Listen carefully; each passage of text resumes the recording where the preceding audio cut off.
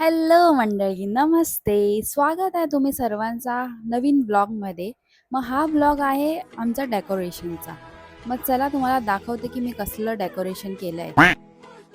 पहिला तर ना तुम्हाला एक गोष्ट सांगते. पहिला आम्ही डिसाईड केलं की आम्ही बनवूया क्लाउडचा थीम आणि त्यानंतर आम्ही डिसाईड केलं की नाही एवढं आम्हाला नाहीच जमणार 2 दिवसात. मग आम्ही डिसाईड केलं की व्हाईट आणि रेड थीम ठेवूया. त्यानंतर आम्ही फिरलो आणि काही कळतच नव्हता काय डेकोरेशन घ्यायचं, कसलं कॉम्बिनेशन. मग आमच्याकडे लास्ट इयरचं थोडे काही डेकोरेशन्सचं सामान होतं. मग तेच आम्ही डिसाईड केलं की चला आता हेच करूया. आता टाईमच नाही आमच्याकडे आणि आमचा झाला पचका. आणि तुम्ही इकडे बघू शकता हे जे पिंक कलरचे पडदे लावले आहेत ते आम्ही विकत घेतले आणि तेही आम्हाला मागचा फटका पडला कारण 1-2 दिवस आधीच आम्ही शॉपिंग करणार तर कायच भेटणार आहे आपल्याला स्वस्त, बरोबर की नाही.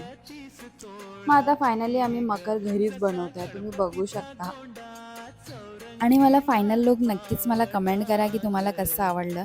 आणि एक गोष्ट आहे की आपण स्वतःच्या हाताने जे काही आपण कॉन्ट्रिब्युशन टाकतोय मकर बनवायसाठी ते आपल्याला फारच छान आनंद वाटतं आणि ते रेडीमेड आणलेलं तसलं काय आपल्याला काय आवडत नाही.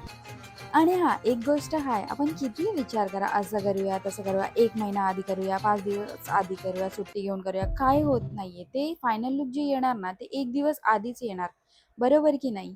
आणि जे 1 दिवस आधी जे आपल्यामध्ये एकदम एनर्जी येते ना, तसलं काही येत नाही आधी.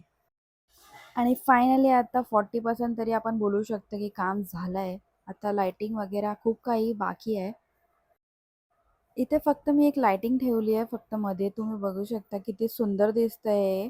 चला भेटूया फायनल लूकसाठी नेक्स्ट व्लॉगमध्ये. हा व्हिडिओ इथेच एंड करते. गणपती बाप्पा मोरया.